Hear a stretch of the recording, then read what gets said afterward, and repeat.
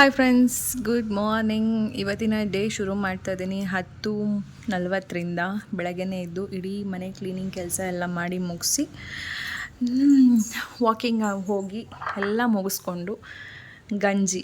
ಇವತ್ತು ನನ್ನ ಬ್ರೇಕ್ಫಾಸ್ಟ್ ಬಂದು ಗಂಜಿ ಮಾಲ್ಟ್, ನಮ್ಮ ಮಲ್ಟಿಗ್ರೇನ್ ಮಿಲೆಟ್ಸ್ ಮಾಲ್ಟನ್ನು ಕುಡಿತಾ ಇರೋವಂಥದ್ದು. ಫುಲ್ ಇತ್ತು, ಮರ್ತೇ ಹೋಯಿತು, ವ್ಲಾಗೇ ಮಾಡಿಲ್ಲ ಇವತ್ತು ಕೆಲಸದ ಬ್ಯುಸಿಯಲ್ಲಿ. ಹಾಗಾಗಿ ಇವಾಗ ಶುರು ಮಾಡಿದೆ.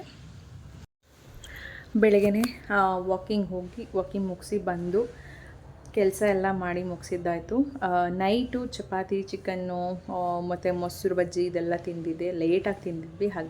ಹಾಗಾಗಿ ಬೆಳಗ್ಗೆ ಸ್ವಲ್ಪ ಲೈಟ್ ಫುಡ್ ಇರಲಿ, ಮಧ್ಯಾಹ್ನ ಬೇಗನೆ ಮುದ್ದೆ ಮಾಡಿ ಸಾಂಬಾರು ಮಾಡೋಣ ಅನ್ನೋ ಒಂದು ಕಾರಣಕ್ಕೆ ಬರೀ ಗಂಜಿ. ಬೆಳಿಗ್ಗೆ 1 ಅವರ್ ವಾಕಿಂಗ್ ಆಗಿದೆ. ವಾಕಿಂಗಿಂದ ಬಂದು ಹಾಟ್ ವಾಟರ್ ಎಲ್ಲ ಕುಡಿದು ಸ್ವಲ್ಪ ಕೂತು ರೆಸ್ಟ್ ಮಾಡಿ ಅನಂತರ ಮನೆ ಕೆಲಸ ಎಲ್ಲ ಮುಗಿಸಿ ಹೊರಗಡೆ ಕೆಲಸನೂ ಮುಗಿಸಿ, ಅಂದರೆ ಪಾಟ್ ನೀರು ಹಾಕೋದು, ಬಾಗಿಲೆಲ್ಲ ತೊಳೆಯೋದು, ಕ್ಲೀನ್ ಮಾಡೋದು ಎಲ್ಲ ಮಾಡಿದ್ದಾಯಿತು.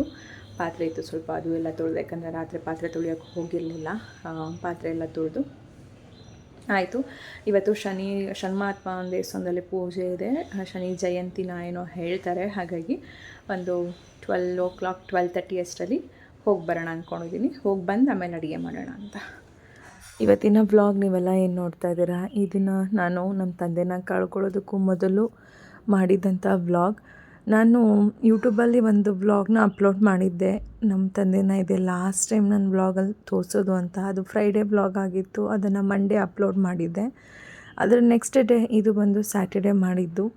ಒಂಥರ ಹೇಗಾಯಿತು ಅಂತಂದರೆ, ಒಂದಕ್ಕೊಂದು ನಾವು ಏನು ಅಂದ್ಕೊಳ್ತಾ ಇದ್ದೀವಿ, ಏನು ಆಗ್ತಾಯಿದೆ, ಭಗವಂತ ನಮ್ಮ ಹತ್ರ ಏನು ನುಡಿಸ್ತಾರೆ ಅರ್ಥನೇ ಆಗ್ತಿಲ್ಲ. ನಿಜವಾಗ್ಲೂ ತುಂಬ ಜನ ನಂಗೆ ಒಳ್ಳೊಳ್ಳೆ ರೀತಿಯಾದಂತಹ ಮೋಟಿವೇಶನ್ಸ್ ಕೊಡ್ತಾ ಇದ್ದೀರಾ. ಕಮ್ಬ್ಯಾಕ್ ಆಗಿ ಸುಷ್ಮಾ, ಎಲ್ಲರ ಲೈಫಲ್ಲೂ ಈ ಥರ ನಡೆಯುತ್ತೆ, ಇದ್ದೇ ಇರುತ್ತೆ ಅಂತ. ಹೌದು, ಎಲ್ಲರ ಲೈಫಲ್ಲೂ ನಡೆಯುವಂಥದ್ದೇ. ಇದು ದಾಟಿ ಮುಂದೆ ನಾವು ಹೋಗಲೇಬೇಕು. ಆದರೆ ಎಲ್ಲೋ ಅನಿಸುತ್ತೆ ಸ್ವಲ್ಪ ಸಮಯ ಬೇಕು ಅಂತ. ಆ ಸಮಯ ತೊಗೊಳ್ತಾ ಇದ್ದೀನಿ ನಾನು, ಯಾಕಂದರೆ ಮತ್ತೆ ನಾರ್ಮಲ್ ನಾನು ನನ್ನ ಸ್ಥಿತಿಗೆ ಬರೋದಕ್ಕೆ. ಟೈಮ್ 12:15 ಆಯಿತು ಬಂತು ಫ್ರೆಂಡ್ಸ್. ಇನ್ನೂ ನನ್ನ ಮಗ ರೆಡಿಯಾಗಿಲ್ಲ. ಆಟಾಡಕ್ಕೆ ಹೋಗ್ಬಿಟ್ಟಿದ್ದ. ನಾನು ಹೇಳಿದ್ದೀನಿ 12 ಗಂಟೆ ಅಷ್ಟರಲ್ಲಿ ಬಾರೋ, ದೇವಸ್ಥಾನಕ್ಕೆ ಹೋಗಬೇಕು ಅಂದರೆ. ಈಗ ಬಂದು ಸ್ನಾನಕ್ಕೆ ಹೋಗಿದ್ದಾನೆ. ಆ ಮಧ್ಯದಲ್ಲಿ ಒಂದು ಫ್ರೂಟ್ಸ್ ಏನಾದರೂ ತಿನ್ನೋಣ ಅಂತ. ಮೊನ್ನೆ ಮದರ್ಸ್ ಡೇಗೆ ನನ್ನ ಫ್ರೆಂಡ್ ಒಬ್ಬರು ಬಂದಿದ್ರು, ಅವರೆಲ್ಲೋ ಊಟಕ್ಕೆ ಹೋಗಿದ್ರಂತೆ. ಹೋದಾಗ ಬಾಳೆಹಣ್ಣು ಕಾಯಿ ಕೊಟ್ಟಿದ್ದಾರೆ. ನಮ್ಗೆ ಆ ಕಾಯಿ ಕೊಟ್ಟು ಹೋದ್ರು, ಅದು ಹಣ್ಣಾಗಕ್ಕಿಟ್ರೆ ಹಣ್ಣೇ ಆಯ್ತಾಯಿಲ್ಲ. ಚೈತು, ಇದು ಅಕ್ಕಿ ಡಬ್ಬದಲ್ಲಿ ಹಾಕಿ ನೋಡವ. ಮಾವಿನಕಾಯಿ ತಿನ್ಬೇಕನ್ನಿಸ್ತಾ ಇದೆ ನೋಡ್ತಾ ಇದ್ರೆ. ಬೆಳಿಗ್ಗೆ ಗಂಜಿ ಜೊತೆ ಒಂದು ಪೀಸ್ ಮಾವಿನಕಾಯಿ ಕಚ್ಕೊಂಡು ತಿಂತಾಯಿದ್ರೆ ಎಷ್ಟು ಚೆನ್ನಾಗಿರುತ್ತೆ. ಚೈತು, ಇದು ಕೊಡ್ಬೇಕಮ್ಮ, ಸಾಕು. ಇದು ಕಟ್ ಮಾಡ್ಕೊತೀನಿ. ಇದು ಪೈನಾಪಲ್ ಒಂದು ಅರ್ಧ ಕಟ್ ಮಾಡ್ತೀನಿ ನಾನು. ನನ್ನ ಮಗ ಬರೋಷ್ಟರಲ್ಲಿ ಏನೇನು ಟೈಮ್ ಇರುತ್ತೆ ನೋಡೋಣ. ಇದರಲ್ಲಿ ಎಷ್ಟು ಫ್ರೂಟ್ಸ್ ಇದೆ ಅಂತ ಈ ಮುಂದ್ಗಡೆ ಇದೆಯಲ್ಲ, ಇದ್ರಲ್ಲಿ ಗೊತ್ತಾಗುತ್ತೆ ಅಂತ ನನ್ನ ಮಗಳು ಹೇಳಿದ್ದಾಳೆ. ನಾನು ಎಷ್ಟೋ ಫ್ರೂಟ್ಸ್ ಓಪನ್ ಮಾಡಿದ್ವಿ, ಬಟ್ ಅಬ್ಸರ್ವ್ ಮಾಡಲಿಲ್ಲ. ಇವಾಗ ಮಾಡ್ತೀನಿ. ಇದರಲ್ಲಿ 5 ಕಾಣಿಸ್ತಾ ಇದೆ. 1 2 3 4 5. ಓಕೆ, ನೋಡ್ತೀನಿ ಓಪನ್ ಮಾಡಿ. ಕರೆಕ್ಟು ಪಾಪು, 5 ಇದೆ. ಸೊ ಬೈ ಮಾಡಬೇಕಂದ್ರೆ 6 ಇರೋದು ನೋಡ್ಕೊಂಡು ತೊಗೋಬೇಕು. ಒಂದು ನಾನು ತಿಂದೆ, ಇದರಲ್ಲಿ 2 ಸ್ಲೈಸ್ ಇದೆ, ಆ್ಯಂಡ್ ಇಲ್ಲಿ 2 ಸ್ಲೈಸ್ ಇದೆ. 5 ಕರೆಕ್ಟಾಗಿದೆ.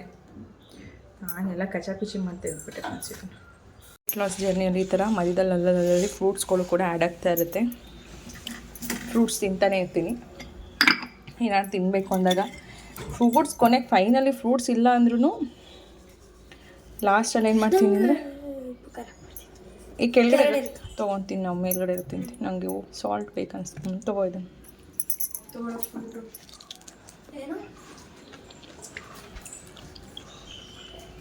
ನಂಗೆ ಉಪ್ಪು ಹಾಕ್ಕೊಂಡು ತಿನ್ನೋಕ್ಕೆ ಇಷ್ಟ, ಉಪ್ಪು ಖಾರ.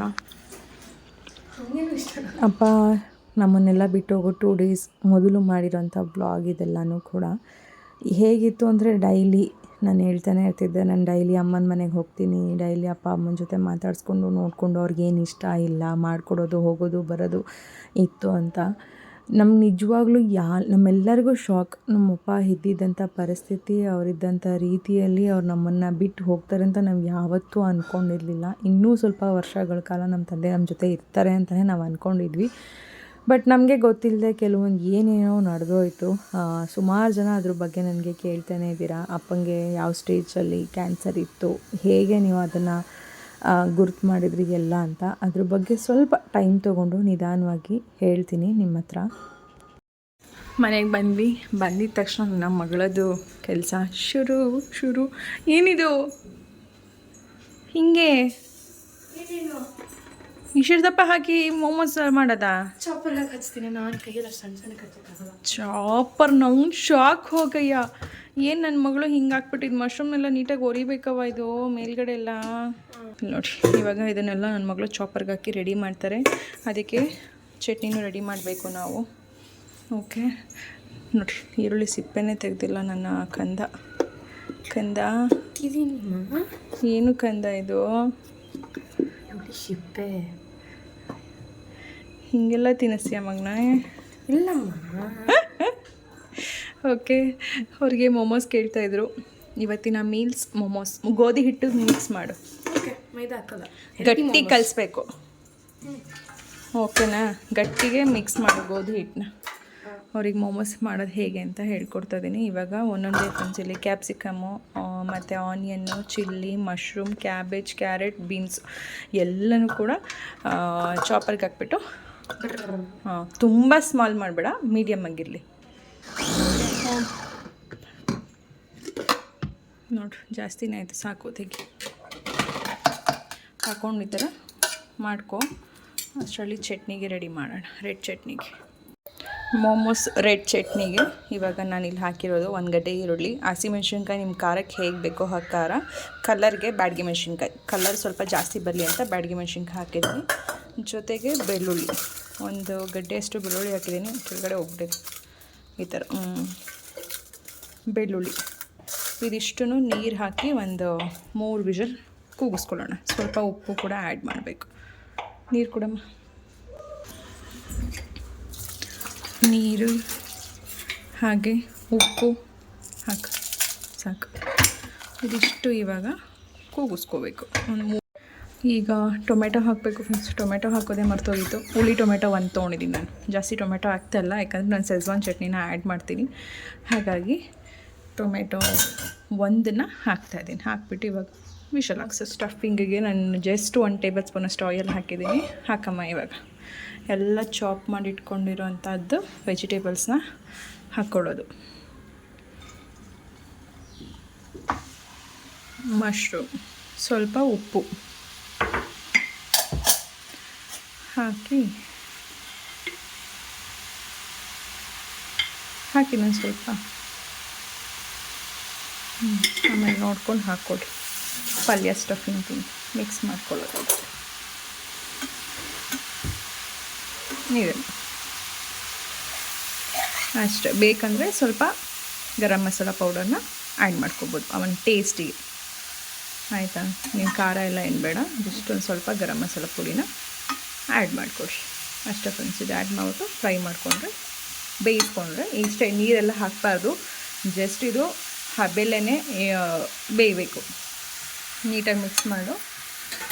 ಪ್ಲೇಟ್ ಕ್ಲೋಸ್ ಮಾಡಿಬಿಟ್ಟು ಇದು ಜಸ್ಟ್ ಹಬೆಲೆ ಬೇಯಬೇಕು, ನೀರು ಹಾಕಬಾರ್ದು.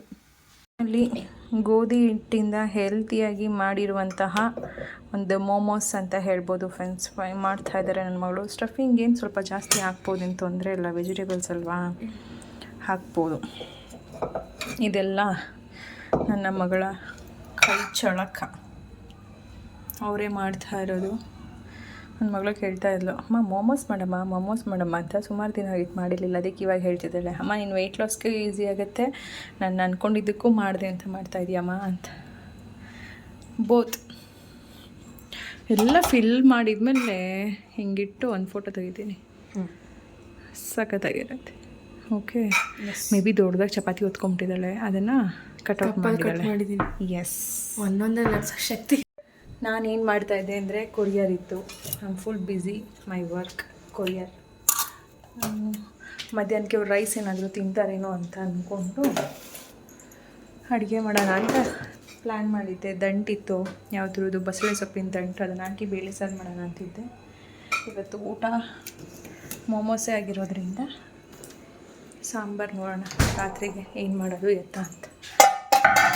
ಇವತ್ತು ಈ ವ್ಲಾಗ್ನೆಲ್ಲ ಎಡಿಟ್ ಮಾಡಬೇಕಾದ್ರೆ ನನಗೆ ಅನಿಸುತ್ತೆ ಇನ್ನು 2 ದಿನದಲ್ಲಿ ಏನಾಗುತ್ತೆ ಅಂತ ನನಗೆ ಗೊತ್ತಿಲ್ಲದೇ ನಾನಾಗ್ಬೋದು, ನನ್ನ ಮಕ್ಕಳಾಗ್ಬೋದು, ಅಥವಾ ನಮ್ಮಪ್ಪ ನಾವು ಎಲ್ಲ ಹೇಗಿದ್ವಿ, ಯಾವ ರೀತಿಯಾಗಿ ನಡೀತು ನಮ್ಮ ಲೈಫು ಅನ್ನೋದು ನಿಜವಾಗ್ಲೂ ಕೆಲವೊಂದು ನೆನಪು ಹೇಗೆ ಬರ್ತಾ ಇರುತ್ತೆ ಅಂದರೆ, ಅದರಲ್ಲಂತೂ ನಮ್ಮಪ್ಪನ ಜೊತೆ ಕಡೇ ದಿನ ನಾನು ಇದ್ದಿದ್ದಂಥ ದಿನ ಏನಿದೆ ಅದು ಮೇ ಬಿ ನಾನು ಸಾಯೋವರೆಗೂ ಅದು ನನಗೆ ಕಾಡ್ತಾನೆ ಇರುತ್ತೆ ಅನಿಸುತ್ತೆ. ಸುಮಾರು ಜನ ನನಗೆ ಕೇಳ್ತಾ ಇದ್ದೀರಾ, ಕೆಲವೊಂದು ಪ್ರಶ್ನೆಗೆ ಉತ್ತರ ಕೊಡ್ತೀನಿ. ಆದಷ್ಟು ಬೇಗ ಕಮ್ ಬ್ಯಾಕ್ ಆಗಬೇಕು ಅಂತ ಎಷ್ಟು ಸರಿ ಅಂದ್ಕೊಂಡು ನಾನು ನಾರ್ಮಲಾಗಿ ನಾನು ಡೇ ಶುರು ಮಾಡೋಣ ಅಂದ್ಕೊತೀನಿ. ಗೊತ್ತಿಲ್ಲ ಯಾಕೋ ಡೇ ಶುರು ಆಗ್ತಿದ್ದಂಗೆ ಮೂಡ್ ಅಪ್ಸೆಟ್ ಆಗುತ್ತೆ. ಏನೂ ಬೇಡ, ಸ್ವಲ್ಪ ದಿನ ಸೈಲೆಂಟಾಗಿರೋಣ ಅನಿಸುತ್ತೆ. ನನಗೆ ಬೇಜಾರಾಗುತ್ತೆ. ಅಥವಾ ಕೆಲವೊಂದು ಟೈಮಲ್ಲಿ ಅಮ್ಮನಿಗೆ ಸಮಾಧಾನ ಮಾಡೋದಾ, ನಾನು ಫಸ್ಟು ಸಮಾಧಾನ ಮಾಡ್ಕೊಳ್ಳೋದಾ, ಹೇಗೆ ಧೈರ್ಯ ತೊಗೊಳ್ಳೋದು, ಯಾವ ರೀತಿಯಾಗಿ ಮರೆಯೋದು ಒಂದೂ ಅರ್ಥ ಆಗ್ತಾಯಿಲ್ಲ. ಹೇಗೆ ಲೈಫ್ನ ಮುಂದೆ ಧೈರ್ಯವಾಗಿ ಮುಂದಕ್ಕೆ ಹೋಗಬೇಕು, ಯಾವ ರೀತಿಯಾಗಿ ಧೈರ್ಯ ಬೇರೆಯವ್ರಿಗೆ ನಾನು ಹೇಳಬೇಕು, ಒಂಥರ ಟೋಟಲಿ ಕನ್ಫ್ಯೂಷನ್ನಲ್ಲಿ ನಾನು ಇರೋದ್ರಿಂದ ಯಾಕೋ ಮನಸ್ಸು ತುಂಬಾ ಭಾರವಾಗಿದೆ. ಏನು ಮಾತಾಡಬೇಕು ಅನ್ನೋದೇ ಗೊತ್ತಾಗ್ತಿಲ್ಲ. ಆಲ್ಮೋಸ್ಟ್ ಫ್ರೆಂಡ್ಸ್ ವೆರೈಟಿ ಡಿಸೈನಲ್ಲಿದ್ದಾವೆ. ಇಂಥದ್ದು ಡಿಸೈನ್ ಅನ್ನೋಂಗಿಲ್ಲ, ಒಟ್ನಲ್ಲಿ ನಿಮ್ಗೆ ಯಾವುದೇದು ಬೇಕೋ ಆ ಡಿಸೈನ್ಸ್ ಎಲ್ಲನೂ ಕೂಡ ಮಾಡ್ಕೋಬೋದು. ಕರ್ಜಿಕಾಯಿ ಶೇಪ್ ಬೇಕಾ, ಅಥವಾ ಈ ಥರ ಜಿಗ್ಜ್ಯಾಗಲ್ಲಿ ಮೋಮೋಸ್ ಟೈಪ್ ಬೇಕಾ, ಅಥವಾ ಈ ಥರ ಏನಾದರೂ ಉದ್ದಾಗಿರೋಂಥದ್ದು ಬೇಕಾ, ಏನು ಬೇಕು ನಿಮಗೆಲ್ಲ. ಗುಂಡಕ್ಕೆ ಮೋದಕ ಸ್ಟೈಲ್ ಬೇಕಾ, ಎಲ್ಲ ಥರದ್ದು ನಮ್ಮಲ್ಲಿ ಅವೈಲೇಬಲ್ ಇದೆ. ಇವಾಗ ನನ್ನ ಮಗಳು ಒಂದು ಫೋಲ್ಡಿಂಗ್ ತೋರಿಸ್ತಾರೆ. ಬೇಗ ಪಟ ತೋರಿಸಿ. ಇಷ್ಟು ವೆರೈಟಿಯಾಗಿ ಫೋಲ್ಡ್ ಮಾಡ್ಬೋದು ಅಂತ ಇವತ್ತೇ ಗೊತ್ತಾಗಿತ್ತು. ಈ ಥರ ನೀರು ಹಚ್ಕೊಂಡು ಫುಲ್ ಕಂಪ್ಲೀಟ್ ಕರ್ಜಿಕಾಯಿ ಥರ ಅದನ್ನು ಪ್ರೆಸ್ ಮಾಡಿ ನಂತರ ಹಿಂಗೆ ನೋಡಿ ಈ ಥರ ಜಿಗ್ಜ್ಯಾಗ್ ಮಾಡಿಕೊಂಡ್ರೆ ಆಯಿತು ಫ್ರೆಂಡ್ಸ್. ಫೈನಲಿ ಮುಗಿಸಿದ್ರು. ಹೀಗೆ ಇನ್ನು ಉಳಿದಿದ್ದೆಲ್ಲ ಮಾಡ್ಕೊಂಬಿಡ್ತಾರೆ. ಅಷ್ಟೊಂದು ರೀತಿ ಒಂದು ಹಬೆ ಪಾತ್ರೆ ಬರುತ್ತೆ ಫ್ರೆಂಡ್ಸ್. ಅದಕ್ಕೆ ಕೆಳಗಡೆ ನೀರು ಹಾಕಿ ಪ್ಲೇಟಿಗೆ ಸ್ವಲ್ಪ ತುಪ್ಪ ಅಥವಾ ಎಣ್ಣೆ ಸಾವಿರ್ಬಿಟ್ಟು ಈ ರೀತಿ ಇಟ್ಟು ಬೇಯಿಸೋದು ನಾವು. ಇದನ್ನು ಡೋಕ್ಲಾ ಪಾತ್ರೆ ಅಂತಲೂ ಕೂಡ ಕರೀತಾರೆ. ಬಟ್ ನಮ್ಮ ಮಲೆನಾಡು ಸೈಡೆಲ್ಲ ಕಡುಬಿನ ಪಾತ್ರೆ ಅಂತಾರೆ ಇದನ್ನು. ಆ ಕಡೆ ಸೈಡ್ ಈ ಥರ ಪಾತ್ರೆಯಲ್ಲೇ ಕಡುಬು ಮಾಡೋದು ಜಾಸ್ತಿ.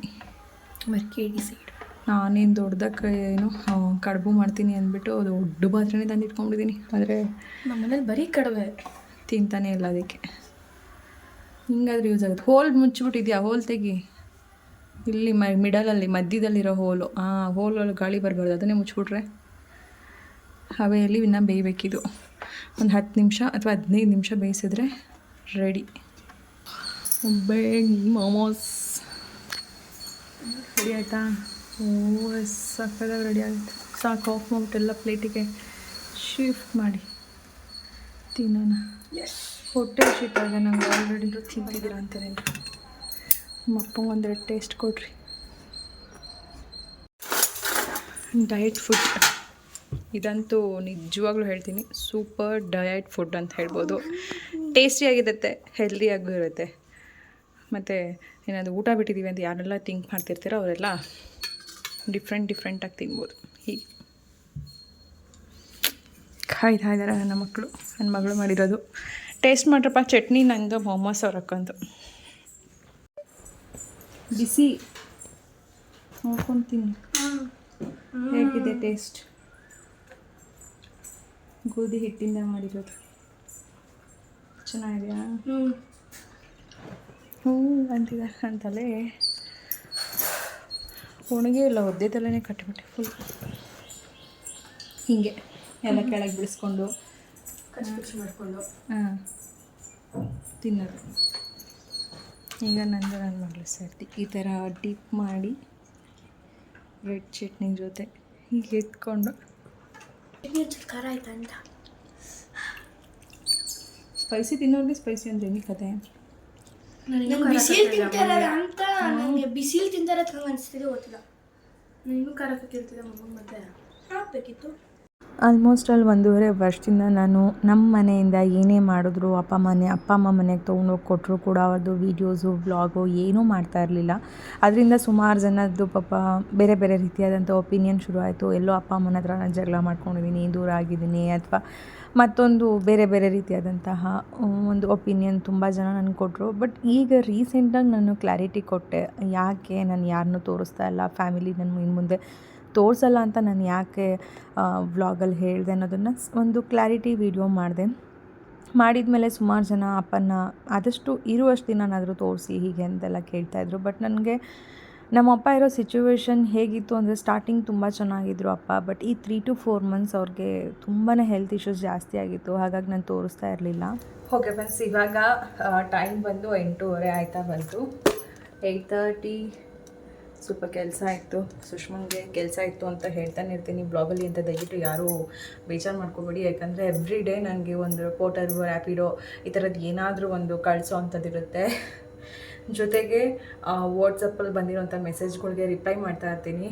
ಅದೆಲ್ಲ ಕೆಲಸಗಳನ್ನ ಮಾಡಿಕೊಂಡು ಫ್ರೀ ಮಾಡಿಕೊಂಡು ಒಂದು ಸ್ವಲ್ಪ ಮಕ್ಕಳಿಗೆ ಏನಾದರೂ ಓದಿಸೋದು ಅಥವಾ ಅವ್ರೇನಾದರೂ ಬರೆದಿರೋವಂಥದ್ದನ್ನು ಚೆಕ್ ಮಾಡೋದು ಎಲ್ಲ ಮಾಡಿ ಬಂದು ಅಡುಗೆ ಮಾಡೋವಂಥದ್ದು. ಇವತ್ತು ಒಂದು ಹೆಲ್ತಿ ಆ್ಯಂಡ್ ಟೇಸ್ಟಿಯಾಗಿರುವಂತಹ ಮಕ್ಕಳಿಗೆ, ಮೇನು ಹೆಣ್ಮಕ್ಳಾಗಲಿ ಗಂಡ್ಮಕ್ಳಾಗಲಿ ಯಾರು ಬೇಕಾದರೂ ಇದನ್ನು ತಿನ್ಬೋದು. ಚಿಕ್ಕವರು ದೊಡ್ಡವರು ಯಾರು ಬೇಕಾದರೂ ತಿನ್ಬೋದು. ಇದೊಂಥರ ಹೆಲ್ತಿ ಲಡ್ಡು ಅಂತ ಹೇಳ್ಬೋದು. ಆಲ್ಮೋಸ್ಟ್ ಆಲ್ ಇದನ್ನು ನಮ್ಮ ಕಡೆಲ್ಲ ಜಾಸ್ತಿ ಹೆಣ್ಮಕ್ಳು ಮೆಚೂರ್ಡ್ ಆದಮೇಲೆ ಪ್ರತಿ ತಿಂಗಳು ಇದನ್ನು ತಿನ್ನೋದಕ್ಕೆ ಕೊಡ್ತಾರೆ. ಯಾಕಂದರೆ ಹೆಣ್ಮಕ್ಳಿಗೆ ಸ್ಟಾರ್ಟಿಂಗ್ ಪೀರಿಯಡ್ಸು ಶುರು ಆದಮೇಲೆ ತುಂಬ ಸೊಂಟ ನೋವು ಬರುತ್ತೆ. ಆನಂತರ ಮತ್ತು ಒಂದು ತಿಂಗಳಿಗೆ ಇದ್ದಂಗೆ ಇನ್ನೊಂದು ತಿಂಗಳಿಗೆ ಅವ್ರದ್ದು ಪೀರಿಯಡ್ಸ್ ಸೈಕಲ್ಸು ಸರಿಯಾಗಿರೋದಿಲ್ಲ. ಅದೆಲ್ಲ ನೀಟಾಗೆ ಬ್ಯಾಲೆನ್ಸ್ ಮಾಡಬೇಕು, ನೀಟಾಗಿ ಆಗಬೇಕು. ಅವ್ರಿಗೆ ಯಾವುದೇ ರೀತಿಯಾದ ಪೇಯ್ನ್, ಹೊಟ್ಟೆ ನೋವು, ಮೇನ್ ಥಿಂಗ್ ಹೊಟ್ಟೆ ನೋವು ಬರಬಾರ್ದು ಎವ್ರಿ ಮಂತ್ ಅನ್ನೋದಕ್ಕೆ ಇದೊಂದು ಲಾಡು ಥರ ಮಾಡಿ ಕೊಡ್ತಾರೆ. ಅಥವಾ ಇದನ್ನು ಪೌಡ್ರ್ ಥರನೂ ಮಾಡಿಟ್ಬಿಡ್ತಾರೆ. ನಾನೇನು ಮಾಡ್ತೀನಿ, ಪೌಡ್ರು ಮಾಡಲ್ಲ. ಯಾಕಂದ್ರೆ ನಮ್ಮ ಮಗಳು ಪೌಡ್ರು ತಿನ್ನೋದಕ್ಕಿಂತ ಲಾಡು ಥರ ಮಾಡಿದ್ರೆ ತಿನ್ಕೊಳ್ಳೋಕೆ ಇಷ್ಟಪಡ್ತಾಳೆ. ಜೊತೆಗೆ ನಾನು ಕೂಡ ತಿಂತೀನಿ. ನನ್ನ ಒಂದು ಡಯಟ್ ರೊಟೀನಲ್ಲಿ ಇದು ಒಂದು ಮೇನ್ ಫುಡ್ ಅನ್ಬೋದು. ಯಾಕಂದರೆ ನಾವು ಸ್ವೀಟ್ಸು ಎಲ್ಲನೂ ತಿನ್ನೋದು ಬಿಟ್ಬಿಡ್ತೀವಲ್ವ. ಆ ಟೈಮಲ್ಲಿ ಕೆಲವೊಂದು ಟೈಮಲ್ಲಿ ನಮಗೂ ಕೂಡ ಸ್ವೀಟ್ ಕ್ರೇವಿಂಗ್ಸ್ ಆಗ್ತಿರುತ್ತೆ, ತಿನ್ನಬೇಕು ಅಂತ ಫೀಲ್ ಆಗ್ತಿರುತ್ತೆ. ಆ ಟೈಮಲ್ಲಿ ವಾರಕ್ಕೆ 2 ಲಾಡು ತಿಂದರೆ ಸಾಕಿದು. ಯಾಕಂದರೆ ನಾನು ಡ್ರೈ ಫ್ರೂಟ್ಸ್, ಮಿಲೆಟ್ಸ್, ಮಿಲ್ಕ್ ಮಾಲ್ಟನ್ನು ಕುಡಿಯೋದ್ರಿಂದ ಇದನ್ನು ವಾರಕ್ಕೆ 2 ತಿಂತೀನಿ. ಬಟ್ ನನ್ನ ಮಗಳಿಗೆ ಅಂದರೆ ಹೇಗೆ ಅಂದರೆ ತಿಂಗಳಲ್ಲಿ ಒಂದು 10 days ಕೊಡ್ತೀನಿ ಅಷ್ಟೇ. ಕಂಪ್ಲೀಟ್ ಹೋಲ್ ಮಂತ್ ಕೊಡೋದಿಲ್ಲ. ತಿಂಗಳಿಗೆ ಒಂದು 10 ದಿನ ಈ ಒಂದು ಲಾಡು ಅವಳಿಗೆ ಅಂತಲೇ ಹೇಳಿ ಮಾಡೋ ಅಂಥದ್ದು. ಅದನ್ನು ಏನೇನೆಲ್ಲ ಬೆಳೆಸಿದ್ದೀನಿ ಅಂತ ಹೇಳಿ ತೋರಿಸ್ತೀನಿ. ಆನಂತರ ಮಾಡೋದು ಹೇಗೆ ಅಂತಲೂ ಕೂಡ ತೋರಿಸ್ತೀನಿ. ಇವತ್ತು ನೈಟ್ ನನ್ನ ಒಂದು ಊಟ ಏನಿದೆ, ಏನು ಪ್ರಿಪೇರ್ ಮಾಡ್ತಾ ಇದ್ದೀನಿ ಅಂತಲೂ ಕೂಡ ಶೇರ್ ಮಾಡ್ತೀನಿ. ಇವತ್ತು ನನ್ನ ಒಂದು ಫುಡ್ ರೋಟೀನಲ್ಲಿ ಆಲ್ಮೋಸ್ಟ್ ಆಲ್ ಮೈಲ್ಡಾಗೇ ಇತ್ತು. ಸಿಂಪಲಾಗೇ ಫುಡ್ಡನ್ನು ಇವತ್ತು ಪ್ರಿಪೇರ್ ಮಾಡಿದ್ದೀನಿ, ಜೊತೆಗೆ ತಿಂದಿದ್ದೀನಿ. ಜೊತೆಗೆ ಸಾಯಂಕಾಲ ಹೊತ್ತು ಸ್ವಲ್ಪ ಫ್ರೂಟ್ಸು ಕೂಡ ತೊಗೊತೀನಿ. ಪೈನಾಪಲ್ಲು ಇದೆ ಒಂದು ಸ್ವಲ್ಪ. ಇವಾಗ ಇಷ್ಟಿದೆ, ಒಂದು ದೊಡ್ಡ ಪೈನಾಪಲ್ ಇತ್ತು. ಮಧ್ಯಾಹ್ನ ಮಕ್ಕಳು ನಾವು ಎಲ್ಲ ತಿಂದ್ವಿ. ಮತ್ತು ಸಾಯಂಕಾಲ ಒಂದು ಪೀಸ್ ಕಟ್ ಮಾಡ್ಕೊಂಡು ತಿಂದ್ವಿ. ನಾನು ಸ್ವಲ್ಪ ಇದೆ. ಜೊತೆಗೆ ಮೋಮೋಸ್ ಮಾಡಿದ್ದೆಲ್ಲ ಇತ್ತಲ್ಲ, ಅದನ್ನು ಎಲ್ಲ ಚೆನ್ನಾಗಿ ತಿಂದ್ವಿ. ಇವಾಗ ಅಡುಗೆ ರೆಡಿ ಮಾಡ್ಕೋಬೇಕು, ಊಟಕ್ಕೆ ರೆಡಿ ಮಾಡ್ಕೋಬೇಕು. ಜೊತೆಗೆ ಇದೊಂದು ಲಾಡನ್ನು ಕೂಡ ರೆಡಿ ಮಾಡ್ತಾಯಿದ್ದೀನಿ. ಅದಕ್ಕೆ ಏನೇನೆಲ್ಲ ಹಾಕ್ತೀನಿ ಅಂತ ತೋರಿಸ್ತೀನಿ.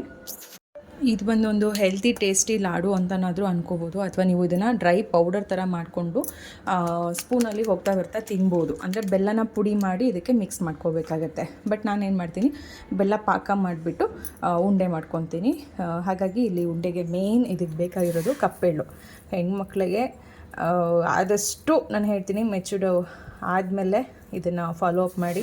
ಒಂದು ಮಿನಿಮಮ್ ಅಂದರೂ ಒಂದು 5 years ಅವ್ರಿಗೆ ಕಂಪಲ್ಸರಿ ತಿಂಗಳಲ್ಲಿ ಒಂದು 10 days ತಿನ್ಸ್ಕೊಂಬನ್ನಿ. ಹೊಟ್ಟೆ ನೋವು, ಸೊಂಟ ನೋವು ಯಾವುದೂ ಬರೋದಿಲ್ಲ. ಜೊತೆಗೆ ಮೆಂತ್ಯ ಮುದ್ದೆ ಅಂತೂ ವೀಕ್ಲಿ ಒನ್ಸ್ ಆದ್ರೂ ಕೂಡ ಹೆಣ್ಮಕ್ಳಿಗೆ ಕೊಡಿ ಅಂತ ಹೇಳ್ತೀನಿ.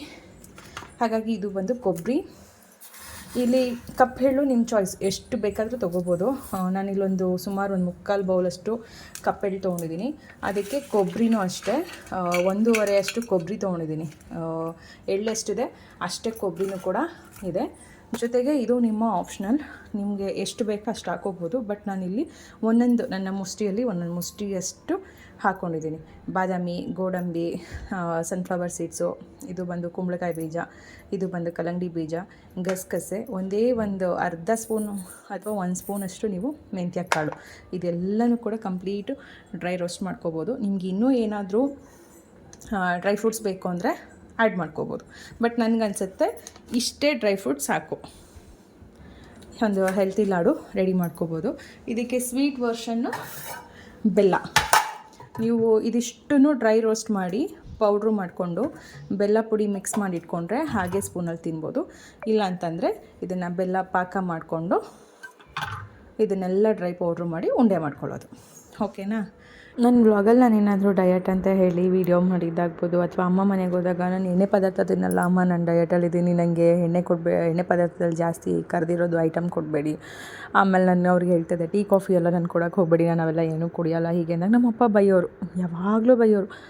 ಆರೋಗ್ಯ ಇದ್ದಾಗ, ನಿಮಗೆ ಚೆನ್ನಾಗಿ ತಿನ್ನುವಂಥ ಶಕ್ತಿ ಇದ್ದಾಗ ಚೆನ್ನಾಗಿ ತಿಂದು ಜೀರ್ಣಿಸ್ಕೊಂಡು ಓಡಾಡಿ ಅದನ್ನು ಕರಗಿಸ್ಕೊಳ್ಳಿ. ಅದು ಬಿಟ್ಬಿಟ್ಟು ಈ ವಯಸ್ಸಿಗೆ ನಾನು ಇದು ತಿನ್ನಲ್ಲ ಅದು ತಿನ್ನಲ್ಲ ಅಂತೆಲ್ಲ ಅನ್ನಕ್ಕೆ ಹೋಗಬೇಡಿ. ಮುಂದಕ್ಕೆ ವಯಸ್ಸಾದಂಥ ಕಾಲಕ್ಕೆ ಅದು ಬೇರೆ ಬೇರೆ ರೀತಿಯಾದಂಥದ್ದು ಪ್ರಾಬ್ಲಮ್ಗಳು ಶುರುವಾಗುತ್ತೆ. ಇವಾಗ ನನಗೆ ನೋಡು 60 ವರ್ಷ ಆಗಿದ್ದರೂ ಕೂಡ ಎಷ್ಟು ಗಟ್ಟಿಮುಟ್ಟಾಗಿದ್ದೀನಿ. ಬೆಳಿಗ್ಗೆ ಹೊತ್ತು 4 ಗಂಟೆಗೆ ಹೋಗಿ ಎಷ್ಟು ಗ್ರೇಟ್ಗಳು ಎತ್ತಿಡ್ತೀನಿ, ಎಲ್ಲ ಕೆಲಸ ಮಾಡ್ತೀನಿ. ನಾನು ಇವತ್ತಿಗೂ ಒಂದಿನ ಒಂದು ಕೈ ನೋವು ಅಂದಿಲ್ಲ, ಸೊಂಟ ನೋವು ಅಂದಿಲ್ಲ. ಈ ವಯಸ್ಸಿಗೆ ಏನರಮ್ಮ ನಿಮ್ಗೆ ಇವೆಲ್ಲನೂ ಅಂತ ಹೇಳಿ ನಮ್ಮಪ್ಪ ಬೈಯೋರು ನಂಗೆ. ಹಾಗಾಗಿ ಈ ಡಯಟು ಇವು ಅಂತ ಅಂದಾಗೆಲ್ಲ ನನ್ನ ಅಪ್ಪ ಮನೆಗೆ ಹೋಗ್ತಾನೆ ಇರಲಿಲ್ಲ. ಅಲ್ಲಿ ಹೋದರೂ ಕೂಡ ನಾನು ಏನು ಮಾಡ್ತಾಯಿದ್ದೆ, ಏನೇ ಅವ್ರು ಕೊಟ್ಟರು ಸುಮ್ಮನೆ ಕಣ್ಮುಚ್ಕೊಂಡು ತಿನ್ಕೊಂಬರ್ತಾಯಿದ್ದೆ ಅಪ್ಪನ ಎದುರುಗಡೆ. ನಾನು ಏನೂ ಮಾತಾಡ್ತಾ ಇರಲಿಲ್ಲ, ಯಾಕಂದರೆ ನಮ್ಮ ಅಪ್ಪಂಗೆ ಇವೆಲ್ಲ ಇಷ್ಟ ಆಗ್ತಾ ಇರಲಿಲ್ಲ. ಅವ್ರಿಗೆ ಏನಿದ್ರು ಮಕ್ಕಳು ಚೆನ್ನಾಗಿ ತಿನ್ನಬೇಕು, ಹೊಟ್ಟೆ ತುಂಬ ತಿನ್ನಬೇಕು, ಕಣ್ಣು ತುಂಬ ನಿದ್ದೆ ಮಾಡಬೇಕು. ಮತ್ತು ನನ್ನ ಯಾವುದೇ ಕೆಲಸಗಳ್ನು ಕೂಡ ನಾನು ಮಾಡೋದು ಅವ್ರಿಗೆಲ್ಲ ಯಾವುದು ಇಷ್ಟವೂ ಆಗ್ತಾ ಇರಲಿಲ್ಲ. ಯಾವಾಗಲೂ ಬೈಯೋರು. ಎಷ್ಟು ದುಡಿದ್ರೂ ನಮಗೆ ಮೇಯ್ನ್ ಮನುಷ್ಯರಿಗೆ ಸಾಕಾಗೋದಿಲ್ಲ, ಇನ್ನೂ ಬೇಕು ಅಂತಲೇ ಅನಿಸುತ್ತೆ. ನೀನು ಜಾಸ್ತಿ ರಿಸ್ಕ್ ತೊಗೋಬೇಡ, ಜಾಸ್ತಿ ಕಷ್ಟ ತೊಗೋಬೇಡ, ಭಗವಂತ ಕೊಟ್ಟಿರೋದ್ರಲ್ಲೇ ನಾವು ನೆಮ್ಮದಿಯಾಗಿ ಜೀವನ ಮಾಡೋಣ. ಮೇಯ್ನ್ ನಮಗೆ ಬೇಕಾಗಿರೋದು ಆರೋಗ್ಯ. ಅದೇ ಇಲ್ಲ ಅಂದರೆ ಎಷ್ಟು ದುಡ್ಡಿದ್ರೂ ಪ್ರಯೋಜನ ಇಲ್ಲ. ಇವತ್ತು ನೋಡು ನನ್ನ ಪರಿಸ್ಥಿತಿ ಹೇಗಾಯಿತು, ಎಷ್ಟು ಕಷ್ಟಪಟ್ಟು ದುಡಿದೆ, ಹೇಗೆ ಇದು ಮಾಡಿದೆ ನಾನು. ಆದರೆ ಇವತ್ತು ನನ್ನ ದುಡ್ಡು ನನ್ನನ್ನು ಕಾಪಾಡೋದಿಲ್ಲ, ನನ್ನ ದುಡ್ಡು ನನ್ನನ್ನು ಉಳಿಸೋದಿಲ್ಲ. ಸಮಯ ಸಂದರ್ಭ ಯಾವ ಟೈಮಲ್ಲಿ ಹೇಗೆ ಬರುತ್ತೆ ಕಾಯಿಲೆಗಳು ಅಂತ ಗೊತ್ತಿರೋದಿಲ್ಲ. ಹಾಗಾಗಿ ನೀವು ದುಡಿಮೆ ಅಂತ ಜಾಸ್ತಿ ತಲೆ ಕೆಡಿಸ್ಕೊಳ್ಳೋದ್ಕಿಂತ ಆರೋಗ್ಯದ ಕಡೆ ತಲೆ ಕೆಡಿಸ್ಕೊ ಅಂತೆಲ್ಲ ಎಷ್ಟು ನಮ್ಮಪ್ಪ ಹೇಳೋರು ಅಂದರೆ ನಿಜವಾಗ್ಲೂ ನನಗೆ ಅನಿಸುತ್ತೆ ನಮ್ಮಪ್ಪಂಗೆ ಇದು ಕಡೆಗಾಲದಲ್ಲಿ ಅರ್ಥ ಆಯಿತು. ಬಟ್ ಇದೇ ಮಾತು ನಮ್ಮಪ್ಪ ಚೆನ್ನಾಗಿದ್ದವು. ನಾವು ಸುಮಾರು ಸರಿ ಹೇಳ್ತಾಯಿದ್ವಿ, ಅಪ್ಪ ನಿನಗೆ ಕೆಟ್ಟದ್ದು ಅನ್ನೋದು ತುಂಬ ಆಸೆ ಆಗ್ತಾಯಿದೆ, ಅದನ್ನು ಬಿಟ್ಬಿಡು ಅಂತ. ಅಂದರೆ ಈ ಬ್ಯಾಡ್ ಹ್ಯಾಬಿಟ್ಸ್ ಅನ್ನೋದು ಏನಿದೆ, ಈ ಕೆಟ್ಟ ಚಟಗಳು, ಅದ್ರ ಹಿಂದೆ ನಮ್ಮ ತಂದೆ ಬಿದ್ದು ಅವ್ರ ಜೀವ ಕಳ್ಕೊಂಡ್ರು. ಸಿಗ್ರೇಟ್, ಅಪ್ಪ ಸೇದ್ತಾ ಇದ್ದಿದ್ದು ಸಿಗ್ರೇಟಿಗೆ ಅಮ್ಮ ಎಷ್ಟು ಜಗಳ ಮಾಡೋರು ಅಂದರೆ, ಎಷ್ಟೋ ಸರಿ ನಮ್ಮ ಮನೇಲಿ ಆ ಸಿಗ್ರೇಟ್ ಅನ್ನೋ ವಿಚಾರಕ್ಕೆ ದೊಡ್ಡ ಜಗಳಗಳಾಗಿ ಚೇರೆಲ್ಲ ಎತ್ತಪ್ಪ ಹೊಡೆದಾಕಿರೋದುಂಟು ಅಮ್ಮನ ಮೇಲೆ ಕೋಪಕ್ಕೆ. ಬಟ್ ಇವತ್ತು ಕಡೆಗಾಲದಲ್ಲಿ ಅವ್ರಿಗೆ ಆ ಫೀಲ್ ಆಯಿತು. ನನ್ನ ಹತ್ರ ಕೆಲವೊಂದು ವೀಡಿಯೋ ಇದೆ ಅಪ್ಪಂದು ಮಾತಾಡಿರೋ ಅಂಥದ್ದು. ಅವ್ರಿಗೆ ಏನಂತ ಹೇಳ್ತಾರೆ, ನಾನು ಮಾಡಿದ ತಪ್ಪು ಅಂತ ಅವ್ರಿಗೆ ಅರಿವಾಯಿತು. ಬಟ್ ಅರಿವಾದಾಗ ಅವ್ರಿಗೆ ಅವರ ಜೀವನ ಆಗಲಿ ಉಳಿಸ್ಕೊಳ್ಳೋಕ್ಕೆ ಭಗವಂತ ದಾರಿ ಕೊಟ್ಟಿರಲಿಲ್ಲ.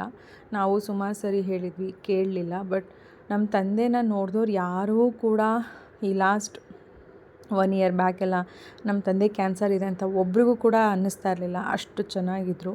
ಸುಮಾರು ಜನ ಕೇಳ್ತಾಯಿದ್ರಿ, ಅಪ್ಪ ಯಾವ ಸ್ಟೇಜಲ್ಲಿದ್ದರು ಏನು ಅಂತ. ನಮ್ಮ ತಂದೆಗೆ ಲಂಗ್ಸ್ ಕ್ಯಾನ್ಸರ್ ಆಗಿದ್ದು, ಅದು ಅವರ ಸಿಗರೇಟಿಂದನೇ ಆಗಿದ್ದು. ಬಟ್ ಅಪ್ಪಂಗೆ ಕ್ಯಾನ್ಸರ್ ಇದೆ ಅಂತ ನಮಗೆ ಗೊತ್ತಾದಾಗಲೇ ಅಪ್ಪ ಫೈನಲ್ ಸ್ಟೇಜಲ್ಲಿ ಇದ್ದರೂ ಕೂಡ 1.5 ವರ್ಷದಿಂದ ಅವರು ಸತತವಾಗಿ ಆ ಕಾಯಿಲೆ ವಿರುದ್ಧ ಹೋರಾಡಿದ್ರು. ತುಂಬ ಇದೆ ಫ್ರೆಂಡ್ಸ್ ಈ ಕಾಯಿಲೆನ ನಾನು ಹೇಗೆ ಹೇಳಬೇಕು, ಏನು ಮಾಡಬೇಕು ಗೊತ್ತಿಲ್ಲ. ಅಂದರೆ ಡಾಕ್ಟರ್ಸೇ ಹೇಳ್ತಾರೆ, ಯಾಕಂದರೆ ಇದನ್ನು ಅಷ್ಟು ಸುಲಭವಾಗಿ ಪತ್ತೆ ಹಚ್ಚೋದಕ್ಕೆ ಸಾಧ್ಯ ಇಲ್ಲ. ಯಾರೋ ಪುಣ್ಯವಂತರಿಗೆ ಬೇಗ ಗೊತ್ತಾಗುತ್ತೆ, ಪಾಪ ಮಾಡಿದವ್ರಿಗೆ ಕಡೆಗಾಲದಲ್ಲಿ ಗೊತ್ತಾಗುತ್ತೆ ಅನ್ನೋ ಥರ. ನಮ್ಮ ತಂದೆ ಯಾವ ಜನ್ಮದಲ್ಲಿ ಏನು ಮಾಡಿದ್ರೋ ಗೊತ್ತಿಲ್ಲ. ಹಾಗಾಗಿ ನಮ್ಮ ತಂದೆನ ಉಳಿಸ್ಕೊಳ್ಳೋ ಅವಕಾಶ ನಮಗೆ ಸಿಗಲಿಲ್ಲ. ಅವ್ರಿಗೆ ನಮ್ಗೆ ಗೊತ್ತಾದಾಗಲೇ ನಮ್ಮ ತಂದೆಗೆ ಫೈನಲ್ ಸ್ಟೇಜಲ್ಲಿದ್ದರು. ಹಾಗಾಗಿ ತುಂಬ ಕಷ್ಟಪಟ್ವು ಉಳಿಸ್ಕೊಳ್ಳೋದಕ್ಕೆ. ನಮ್ಮ ತಂದೆನೂ ಕೂಡ ಅಷ್ಟೇ ಪ್ರಯತ್ನ ಪಟ್ಟರು. ಕಡೆಗಾಲದಲ್ಲಿ ನಾನು ಬದುಕಬೇಕು, ನಾನು ಚೆನ್ನಾಗಾಗಬೇಕು. ಅವರು ಒಂದು ಕನಸಿನ ಮನೆ ಏನಿತ್ತು ಊರಲ್ಲಿ, ಅದಕ್ಕೋಸ್ಕರ ಅಂತಲೇ ಬೇಗ ಕಟ್ಸೋದಕ್ಕೂ ಶುರು ಮಾಡಿದರು. ಯಾಕಂದರೆ ಅವ್ರಿಗೆ ಊರಲ್ಲಿ ಹೋಗಬೇಕು, ಊರಲ್ಲಿರಬೇಕು, ಆ ಥರ ಎಲ್ಲ ಎಷ್ಟು ಆಸೆಗಳಿದ್ವು. ಹಾಗಾಗಿ ಅವ್ರ ಆಸೆ ಅಟ್ಲೀಸ್ಟ್ ಈಡೇರಿಸೋಣ ಅನ್ನೋದು ನಮ್ಮ ತಲೆಯಲ್ಲೂ ಎಲ್ಲ ಬಂದಿತ್ತು. ಆದರೆ ಟೈಮ್ ಅನ್ನೋದು ನಮಗೆ ಉಳಿಲಿಲ್ಲ. ಕಡೆಗಾಲದಲ್ಲಿ ಅವ್ರಿಗೆ ಕೆಟ್ಟದ್ದು ಅಂತ ಅರಿವಾದರೆ, ಬಟ್ ಜೀವನ ಎರಡೂ ಕೂಡ ಉಳಿಸ್ಕೊಳ್ಳೋಕ್ಕಾಗಲಿಲ್ಲ. ಫೈನಲಿ ನಮ್ಮ ಒಂದು ಹೆಲ್ತಿ ರೆಸಿಪಿ, ಇದೊಂದು ಡಯಟ್ ಸ್ನ್ಯಾಕ್ಸ್ ಅಂತಲೂ ಕೂಡ ಹೇಳ್ಬೋದು. ಹೆಣ್ಮಕ್ಳಿಗೆ ಪೌಷ್ಟಿಕಾಂಶ ಇರುವಂತಹ ಲಾಡು ಅಂತಲೂ ಕೂಡ ಹೇಳೋಕ್ಕೆ ಇಷ್ಟಪಡ್ತೀನಿ. ಒಂದು ಸರಿ ಮನೇಲಿ ಟ್ರೈ ಮಾಡಿ. ನಾನು ಏನು ತೋರಿಸಿದ್ದೀನಿ ಅದೇ ಪ್ರಮಾಣದಲ್ಲಿ ಒಂದು ಸರಿ ನೀವು ಟ್ರೈ ಮಾಡಿದ್ರೆ ನಿಜ ಹೇಳ್ತೀನಿ, ಮಕ್ಕಳಿಗೆ ಖಾಲಿ ಆಗ್ತಿದ್ದಂಗೆ ಬೇಕು ಅನ್ಸೋದಕ್ಕೆ ಶುರು ಮಾಡುತ್ತೆ. ನೀವು ಕೂಡ ಕಂಪಲ್ಸರಿ ಮಾಡ್ತೀರಾ. ಹಾಗಾಗಿ ಸಖತ್ತಾಗಿರುವಂತಹ ಲಾಡು ರೆಡಿ. ಒಂದರಲ್ಲಿ ಇಬ್ಬರಿಗೂ ಬೈಟಿ ತೊಗೊಳ್ಳಿ. ಯಾಕಂದರೆ ಊಟ ಮಾಡಬೇಕು. ಆಲ್ರೆಡಿ ಒಂದು ಟೇಸ್ಟ್ ಮಾಡಿದ್ರು ಫ್ರೆಂಡ್ಸ್. ಮಾಡ್ತಾ ಇದ್ದಂಗೆ ನನ್ನ ಮಗ ಇವಾಗ ಗಟ್ಟಿ ಆಗ್ತದೆ. ಅಕ್ಕಂಗೆ ಅರ್ಧ ಕಚ್ಕೊಂಡು ತಿಂತಿಯಲ್ಲ, ಅರ್ಧ ಅಕ್ಕಂಗೆ ಮುರಿದು ಕೊಡಬೇಕು ತಾನೇ, ಅಷ್ಟು ಗೊತ್ತಾಗಲ್ಲ. ಹಾಂ ತಗೋ ಬೇಗ. ಹೇಗಿದೆ, ಚೆನ್ನಾಗಿದೆ ಅಲ್ವಾ? ತುಂಬ ಜನ ನನಗೆ ವಾಟ್ಸಪ್ಪಲ್ಲಿ ಮೆಸೇಜ್ ಮಾಡಿದ್ರಿ, ಧೈರ್ಯ ಹೇಳಿದ್ರಿ, ಫೋನ್ ಕಾಲ್ಸ್ ಮಾಡಿದ್ರಿ. ಯಾರೆಲ್ಲ ನನಗೆ ನಿಜವಾಗ್ಲೂ ಒಂದು ಒಳ್ಳೆ ರೀತಿಯಾದಂತಹ ಫೀಡ್ಬ್ಯಾಕ್ ಕೊಟ್ರಿ ಅವರೆಲ್ಲರಿಗೂ ಕೂಡ ತುಂಬ ಹೃದಯದ ಧನ್ಯವಾದಗಳು. ಯಾಕಂದರೆ ಇಷ್ಟು ನಮ್ಮ ಮೇಲೆ ಪ್ರೀತಿ ಇಟ್ಟಿರೋ ಅಷ್ಟು ಜನನ ನಾನು ಸಂಪಾದನೆ ಮಾಡಿದ್ದೀನಿ. ಇಷ್ಟು ಜನ ನನ್ನನ್ನು ಪ್ರೀತಿ ಮಾಡಿದ್ದಾರೆ ಅನ್ನೋದು ನಿಜವಾಗ್ ನನಗೆ ಆಶ್ಚರ್ಯ. ಅದರಲ್ಲಿ ತುಂಬ ಜನ ಅಮ್ಮನ ಚೆನ್ನಾಗಿ ನೋಡ್ಕೊಳ್ಳಿ, ಅಮ್ಮನ ಒಬ್ಬರಿರಕ್ಕೆ ಬಿಡಬೇಡಿ, ತುಂಬ ಒಳ್ಳೊಳ್ಳೆ ರೀತಿಯಾದಂತಹ ಒಂದು ಧೈರ್ಯವಾದ ಮಾತುಗಳನ್ನ ಹೇಳಿದ್ದೀರಾ. Thank you so much. ಜೊತೆಗೆ ಈ ವ್ಲಾಗ್ ಏನು ನೋಡ್ತಾ ಇದ್ದೀರಾ, ಇದು ನನ್ನ ಅಪ್ಪ ಇದ್ದಾಗ ಮಾಡಿದಂಥದ್ದು. ನನಗೆ ಯಾಕೋ ಅನ್ನಿಸ್ತು ಅವತ್ತಿನ ದಿನ ಹೋದಾಗೆಲ್ಲ ನಾನು ವೀಡಿಯೋ ಮಾಡ್ಕೊಂಬಿಡ್ಬೇಕಾಗಿತ್ತು. ಕಡೆಗಾಲದಲ್ಲಿ ನಮ್ಮಪ್ಪ ಮಾತಾಡಿದಂಥ ನನ್ನಷ್ಟು ವೀಡಿಯೋಸ್ ಆದರೂ ನನ್ನ ಜೊತೆ ಇರೋದು ಅಂತ. ಬಟ್ ಯಾಕೋ ಗೊತ್ತಿಲ್ಲ, ನಂಗೆ ಅಪ್ಪನ ಅಮ್ಮ ಮನೆಗೆ ಹೋಗಿದ ತಕ್ಷಣ ನಂಗೆ ಅಪ್ಪನ ನೋಡಿದ ತಕ್ಷಣ ಒಂದು ಮಗು ನೋಡ್ದಂಗೆ ಫೀಲ್ ಆಗೋದು. ಹಾಗಾಗಿ ಯಾವ ವೀಡಿಯೋ ಇದು ನಂಗೆ ಏನೂ ಫೀಲ್ ಆಗ್ತಾ ಇರಲಿಲ್ಲ. ಬಟ್ ನಿಜವಾಗ್ಲೂ ಅಪ್ಪ, ನಿಮ್ಮನ್ನು ತುಂಬ ಮಿಸ್ ಮಾಡ್ಕೊಳ್ತಾ ಇದ್ದೀನಿ. ನಾನು ಏನು ಹೇಳಬೇಕು ಅನ್ನೋದು ನಂಗೆ ಅರ್ಥ ಆಗ್ತಾಯಿಲ್ಲ ಅಪ್ಪ. ಮಿಸ್ ಯು ಸೋ ಮಚ್ ಅಪ್ಪ.